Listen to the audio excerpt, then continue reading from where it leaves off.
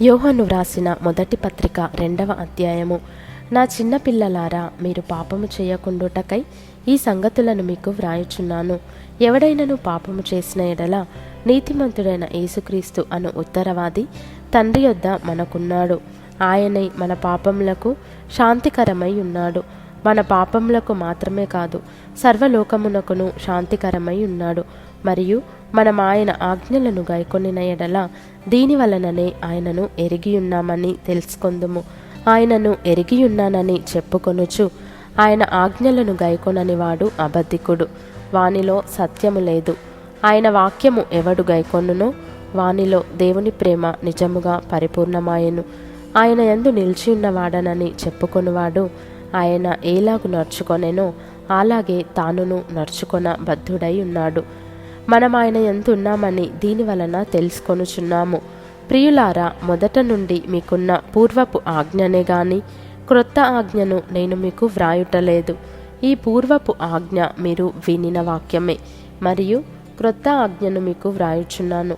చీకటి గతించుచున్నది, సత్యమైన వెలుగు ఇప్పుడు ప్రకాశించుచున్నది గనుక అది ఆయన యందును మీ యందును సత్యమే. వెలుగులో ఉన్నానని చెప్పుకొనుచు తన సహోదరుని ద్వేషించువాడు ఇప్పటి వరకును చీకటిలోనే ఉన్నాడు. తన సహోదరుని ప్రేమించువాడు వెలుగులో ఉన్నవాడు, అతని యందు అభ్యంతర కారణమేదియూ లేదు. తన సహోదరుని ద్వేషించువాడు చీకటిలో ఉండి చీకటిలో నడుచుచున్నాడు. చీకటి అతని కన్నులకు గ్రుడ్డితనము కలుగజేసెను గనుక తానెక్కడికి పోవచ్చున్నాడో అతనికి తెలియదు. చిన్న పిల్లలారా, ఆయన నామమును బట్టి మీ పాపములు క్షమింపబడినవి గనుక మీకు వ్రాయుచున్నాను. తండ్రులారా, మీరు ఆది నుండి ఉన్నవానిని ఎరిగియున్నారు గనుక మీకు వ్రాయుచున్నాను. యవ్వనస్తులారా, మీరు దుష్టుని జయించి ఉన్నారు గనుక మీకు వ్రాయుచున్నాను. చిన్నపిల్లలారా, మీరు తండ్రిని ఎరిగియున్నారు గనుక మీకు వ్రాయుచున్నాను. తండ్రులారా, మీరు ఆది నుండి ఉన్నవానిని ఎరిగియున్నారు గనుక మీకు వ్రాయుచున్నాను. యవ్వనస్తులారా, మీరు బలవంతులు, దేవుని వాక్యము మీ యందు నిలుచుచున్నది. మీరు దుష్టుని జయించి ఉన్నారు గనుక మీకు వ్రాయుచున్నాను. ఈ లోకమునైనను లోకములో ఉన్నవాటినైనను ప్రేమింపకుడి. ఎవడైనను లోకమును ప్రేమించిన ఎడల తండ్రి ప్రేమ వానిలో నుండదు. లోకంలో ఉన్నదంతయు అనగా శరీరాశయు, నేత్రాశయు, జీవపు డంబమును తండ్రి వలన పుట్టినవి కావు. అవి లోక సంబంధమైనవే.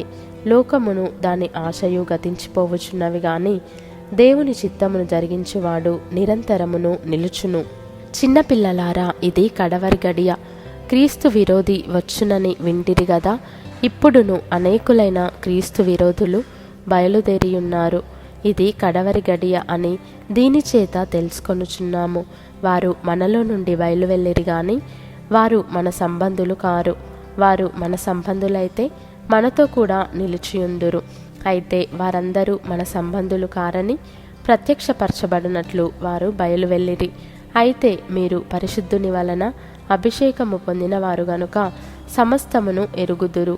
మీరు సత్యమెరుగని వారైనందున నేను వ్రాయలేదు గాని మీరు దానిని ఎరిగియున్నందునను ఏ అబద్ధమును సత్య సంబంధమైనది కాదని ఎరిగియున్నందునను మీకు వ్రాయుచున్నాను.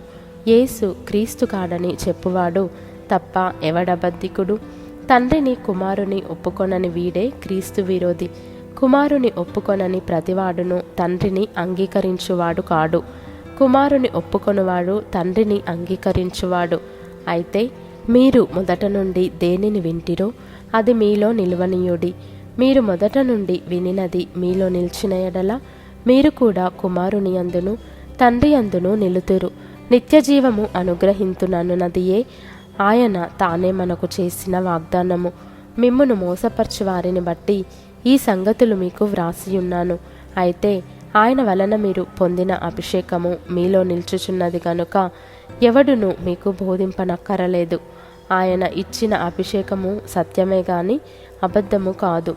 అది అన్నిటినీ గూర్చి మీకు బోధించుచున్న ప్రకారముగాను ఆయన మీకు బోధించిన ప్రకారముగాను ఆయనలో మీరు నిల్చుచున్నారు. కాబట్టి చిన్నపిల్లలారా, ఆయన ప్రత్యక్షమగునప్పుడు ఆయన రాకడయందు మనము ఆయన ఎదుట సిగ్గుపడక ధైర్యము కలిగియుండునట్లు మీరు ఆయన యందు నిలిచియుండుడి.